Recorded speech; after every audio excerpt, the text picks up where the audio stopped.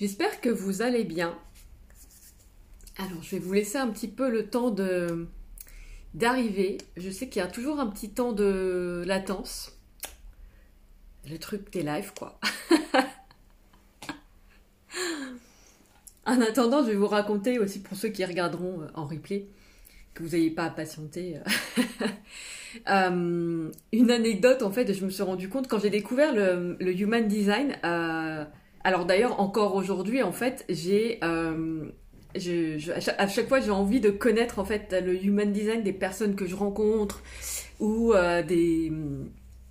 ou voilà en fait des personnes par exemple même que je connais pas directement mais que j'aime bien ou du coup il y a vraiment cette curiosité à chaque fois à vouloir c'est plus connaître le signe astrologique quoi, c'est connaître le Human Design. Et en fait, je me suis rendu compte que bah là, ça me faisait coucou Sabine. Je raconte une petite anecdote avant de commencer. Là, je me suis rendu compte en fait que ça me faisait la même chose du coup avec la croix d'incarnation. C'est-à-dire que là, je suis vraiment en mode ah, j'ai trop envie de savoir la croix d'incarnation des gens en fait. Juste de connaître justement leurs super dons, ce qu'ils sont venus apprendre, leur chemin de vie en fait. Ça en dit tellement en fait sur le chemin qu'ils sont venus incarner ici que que j'ai grave envie en fait à chaque fois de connaître leur croix d'incarnation. Mais bon, ça peut être bizarre selon les personnes de demander je peux avoir ta date de naissance, ton lieu, ton heure, t'inquiète, je vais regarder un truc. mais mais voilà, mais d'ailleurs je crois que je me suis dit que, parce que j'ai eu aussi envie de faire cette croix d'incarnation pour des célébrités, pour voir en fait ce qui ressortait par rapport à ce qu'ils dégagent ou à ce qu'ils vivent, enfin en tout cas en ce qu'on voit nous de ce qu'ils vivent, parce que bon on voit pas tout, et de faire les liens quoi en fait. Donc bon bref, je me suis dit que j'allais m'amuser à ça, mais je voulais vous raconter cette anecdote parce que c'est vraiment un truc hyper... genre j'ai envie quoi, j'ai envie à chaque fois de connaître la croix d'incarnation des gens quoi, donc... Sauf que bon, après, même pour mes proches, j'évite aussi quand même de... Enfin, pas j'évite de le faire, mais le truc, c'est que... après, du coup, je connais leur super don, etc. Mais tant que je suis pas invitée à leur partager, eh ben, il faut que je garde le silence. Donc, ça peut être aussi challengeant pour moi. Donc, bon. Bref. Petit aparté. Ce que j'avais envie, en fait, de partager avec vous aujourd'hui, c'est le fait que... quand on parle de super don, enfin ce que j'appelle super don, mais le don en fait, ce que t'es venu, ce qui est appelé aussi dans la croix d'incarnation, l'œuvre de ta vie, en fait ce que t'es venu apporter au monde, ça va pas définir une case. Euh, je me suis rendu compte que c'est pas du tout quelque chose de si enfermant que ça va pas t'enfermer dans une case ou que ça va pas t'enfermer en fait dans un métier encore moins. Sabine, je suis complètement dingue comme toi. Bon bah ça me rassure, je suis pas toute seule dans ma folie. Mais bon, c'est un petit côté frustrant parce que tu peux pas toujours... Ah, non, bon déjà, le temps fait que tu peux pas non plus aller voir la croix d'incarnation de tout le monde. Et deux, faut avoir aussi les infos complètes et tu les as pas toujours. Donc des fois, t'as une petite frustration, quoi. Genre, qu'est-ce qu'elle dit sa croix d'incarnation? J'aimerais tellement savoir. Bref. Et ouais, et c'est hyper intéressant. Enfin, j'avais vraiment envie de vous partager ça parce que c'est pas du tout. On pourrait croire en fait que notre super don va être quelque chose qui va nous enfermer en fait, ou va nous enfermer dans une case ou dans un métier ou dans quelque chose de très précis. Et en fait, pas du tout. Par exemple, hier, donc j'ai fait la croix d'incarnation pour une personne et son super don c'était la persévérance. Et la persévérance, c'était dans l'idée elle a cette énergie en fait de se battre. Alors dans cette, je vais y arriver, dans cette clé là, la notion de se battre, de combat, et faut pas le voir de manière péjorative, faut le voir comme une énergie en fait, l'énergie de combat. Tu vois cette volonté en fait, cette force quelque part, mais de manière positive. Donc là, faut pas les voir ces mots-là comme péjoratifs comme ils le sont souvent. Et en fait, elle a en fait ce super don de la persévérance, de l'énergie de combat, de se battre, mais pour quelque chose qui est juste pour elle. Mais du coup, en fait, ça ouvre des perspectives très larges. En fait, ce super don, il peut être utilisé de mille et une façons. De mille et une façons. Sabine, encore plus envahissant pour les autres, très projecteur. Ouais, c'est clair. C'est clair. Le guerrier de lumière. Ouais, c'est ça, exactement. Ben, c'était ça, son super don, c'est une guerrière de lumière, quoi, en fait. Exactement. Et guerrière au sens noble, encore une fois, au sens, effectivement, la force de l'énergie du combat et de se battre.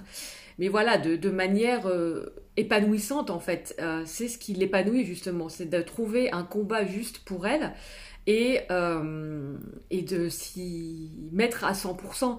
Et du coup, bah, ce don de persévérance, par exemple, il peut s'appliquer en fait, à 1001 domaines et même à 1001 métiers. En fait, il y a 1001 métiers, on peut utiliser sa persévérance pour une cause qui nous semble juste à nous et pour lequel on a envie de se battre, en fait. Donc, un exemple typiquement où bah, ça va pas du tout être enfermant. Une personne qui va avoir ce même super don de la persévérance va pouvoir... plusieurs personnes, je veux dire, qui vont avoir ce même super don de la persévérance, vont finalement l'employer dans leur vie de différentes manières. Par contre, effectivement, en avoir conscience, ça te permet aussi de savoir que tu as ça à utiliser et que tu peux l'utiliser de manière juste. Parce que si tu es dans l'ombre, effectivement, de ce super don, là, aujourd'hui, ce mode combat était utilisé entre guillemets, de la mauvaise façon, ou en tout cas pas d'une façon épanouissante pour elle. Donc justement, aller mettre de la lumière là-dessus, ça aussi permet de trouver une cause juste pour elle et pour utiliser son super don. Un autre exemple, en fait, donc, que j'ai eu aussi, c'est ce super don de l'harmonie. Donc c'est de créer de l'harmonie, en fait, dans les groupes notamment, de savoir, en fait, créer vraiment une belle harmonie dans un groupe, de savoir gérer les différences de chacun pour que chacun se sente intégré dans un groupe. Et au-delà de ça, quand on voit plus loin, c'est aussi réconcilier l'humain avec sa blessure de séparation. C'est-à-dire le reconnecter au fait qu'on soit un tout et créer cette harmonie avec le tout, en fait, et ne plus se sentir dissocié et ne plus ressentir cette blessure de séparation. Donc ça, c'était son super don, et c'est pareil. Créer l'harmonie dans un groupe, l'appliquer à un groupe, et ben c'est large, en fait, c'est vaste. Ça peut s'appliquer à plein de domaines différents. C'est pas forcément que dans des métiers du bien-être, c'est pas forcément que dans des métiers justement autour du bien-être ou du développement personnel. En fait, ça peut être dans d'autres domaines, mais elle va utiliser cette faculté, ce super don, ce don qu'elle a à créer de l'harmonie. Et c'est ça qui va l'épanouir dans sa vie, d'ailleurs, de l'utiliser, ce don-là. Tout comme j'ai eu aussi donc une croix d'incarnation où le super don, c'était l'intuition. Donc, pour le coup, quand là c'est ton super don, l'intuition, c'est que vraiment tu peux être une personne ultra intuitive qui prend ses décisions en fait comme ça, qui le sait et qui a pas besoin de... Enfin, de toute façon, le mental n'est jamais une autorité de décision, human design, mettons les choses au point. Mais justement, où quand elle va utiliser ce super don à ce plein potentiel, elle va plus se laisser embarquer par le mental à ruminer, à chercher un raisonnement logique en fait à son choix. Non, elle va savoir en fait que elle est connectée à son intuition lui dit de faire ça, elle fait ça en fait. C'est un peu, pour moi, l'appel de l'âme, c'est le truc que tu ne peux pas expliquer, mais que tu as l'élan, tu sens que tu dois le faire. Et et justement, quand elle va utiliser ce super don à son plein potentiel, ces décisions dans toute sa vie vont être presque, ouais, ultra facile, j'ai envie de dire. Et donc ça, c'est pareil, elle peut mettre ce super don de l'intuition à son service déjà, dans sa vie, dans tous les domaines de sa vie, et elle peut le mettre au service des autres pour justement faire jouer cette intuition pour les autres. Ce don de l'intuition pour les autres. Mais du coup, encore une fois, c'est pareil, ça peut être propice, en l'occurrence, cette personne-là n'était pas du tout, en fait, dans le développement personnel ou dans le bien-être, pas en termes de job, je veux dire. Mais ça n'empêche pas que, en fait, cette intuition, elle peut être mise au service, donc bien sûr, d'un métier dans ce domaine-là, mais en réalité, ça peut être mis, pareil, au service de tout à fait autre chose, en fait. Et ça peut évoluer aussi. C'est que, par exemple, ton super don, quel qu'il soit, que ce soit là, par exemple, l'intuition, la persévérance, ça peut être aussi aujourd'hui... tu peux le mettre à profit aujourd'hui d'une certaine façon, et puis quand tu vas évoluer, ce super don, il va évoluer avec toi et tu vas le mettre à profit d'une autre façon ensuite.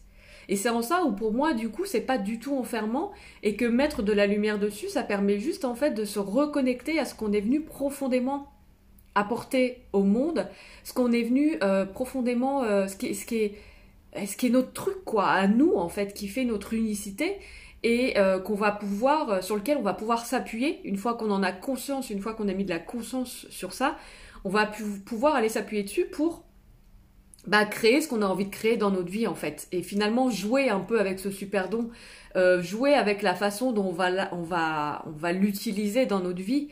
Euh, mais voilà, c'est pas quelque chose qui va être pour moi enfermant, c'est encore moins quelque chose qui va définir un métier, si tant est que, voilà, que la notion de métier existe encore par le futur, parce que pour moi, aujourd'hui, on est plutôt à créer notre métier et finalement, c'est plus tellement des cases en fait, c'est nous à travers.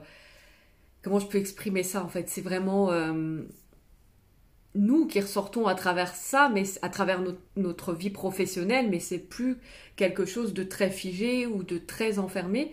Et en fait, découvrir ton super don, pour moi, c'est vraiment ça, en fait. C'est que ça t'ouvre le champ des possibles par rapport à... coucou Sandrine.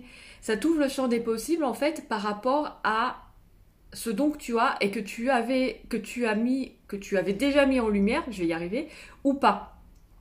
Mais du coup, que tu en avais conscience ou pas, ça te permet, en fait, du coup, de te dire, ok, j'ai ce super don, comment aujourd'hui je vais pouvoir l'utiliser pleinement dans ma vie, parce que c'est ça, c'est là où tu vas te sentir aussi aligné, c'est là où tu vas te sentir épanoui, et c'est là où ton âme, elle va frétiller, quoi, parce que ton âme, c'est ce qu'elle a choisi, en fait, comme don, et tant que tu l'exploites pas, quelque part, il y a comme une frustration, comme une, c'est bizarre, je suis là, je fais ça, mais c'est pas ça, parce que ton âme, elle a envie d'exploiter ce don à fond, quoi.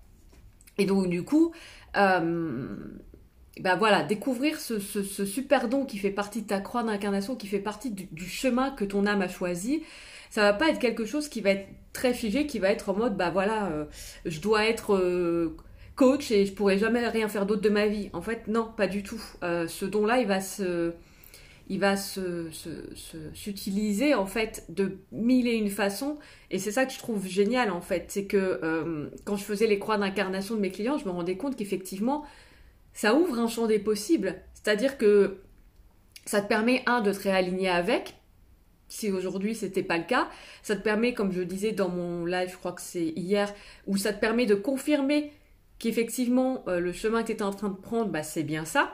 Que les ressentis que tu avais déjà, c'est bien ça. Donc ça t'apporte ou une confirmation ou une révélation. Mais dans tous les cas, ça va pas t'enfermer. C'est-à-dire que ça va juste te permettre de voir comment toi tu as envie de proposer les choses dans ta vie personnelle, professionnelle, de voir comment tu as envie de l'utiliser, ce super don, et de le faire à ta façon, à ta manière, à toi.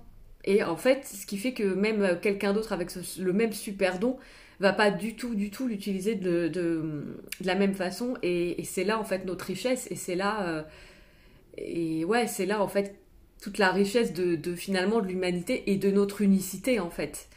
Donc voilà, c'est ce que j'ai envie de partager avec vous aujourd'hui, parce que je sais que parfois ces notions un peu de super don ou même de mission de vie ou de chemin ou de tout ce qu'on veut, tous les noms qu'on veut, peuvent donner l'impression un peu qu'on va se sentir enfermé. Même moi, avec le mot mission de vie, j'ai longtemps eu du mal, parce que pour moi c'était très enfermant, en mode je vais pouvoir faire que ça de ma vie et c'est tout.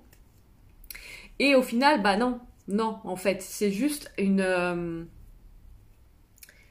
comment dire, c'est un don, voilà, c'est ce truc qui va être là et que tu vas pouvoir utiliser de plein de manières différentes, mais ça t'enferme pas du tout. Donc voilà, c'est ce que j'ai envie de partager avec toi. Ah oui, alors le truc important quand même que je voulais dire, c'est que du coup, bon, tu l'as remarqué ou pas, mais j'adore du coup les croix d'incarnation, j'adore aller voir les croix d'incarnation et je trouve ça trop génial. Et j'avais proposé cette offre d'une séance pour aller voir ta croix d'incarnation que sur mai. Et je réfléchissais à un autre format possible en fait pour le maintenir sur la durée. Et donc du coup, en fait, ce que je vais te proposer, c'est en fait de pouvoir découvrir ta croix d'incarnation à travers un audio et un PDF, parce que le lire et le relire Et le relire, moi, ça m'a permis aussi de laisser infuser et que ça fasse son chemin dans mon inconscient et dans mon conscient. Donc du coup, en fait, ce que je vais te proposer, c'est ça, c'est de pouvoir en fait avoir ton audio et ton PDF de ta croix d'incarnation qui te dit donc bah, ton super don, mais aussi ce que tu es venu apprendre, donc un peu les challenges que tu vas rencontrer dans ta vie et ce qui va aussi t'épanouir et te maintenir en bonne santé. Donc ça sera à travers un audio qui va parcourir en fait ces 4 clés qui font partie de ta croix d'incarnation et un PDF en fait qui va résumer tout ça pour que tu puisses justement t'en imprégner et découvrir tout ça. Et en fait c'est un format qui me plaît parce que ouais ça me plaît. Ça m'appelle. Donc voilà, donc là, bah, si déjà ça t'appelle, tu vois cela, si ça t'appelle, bah, tu peux me faire un message privé parce que j'ai pas encore mis tous les liens, etc. en place. Et voilà, j'ai trop hâte en tout cas de découvrir tout ça. Et je pense que j'ai fait le tour, donc je te souhaite une belle journée. Ciao!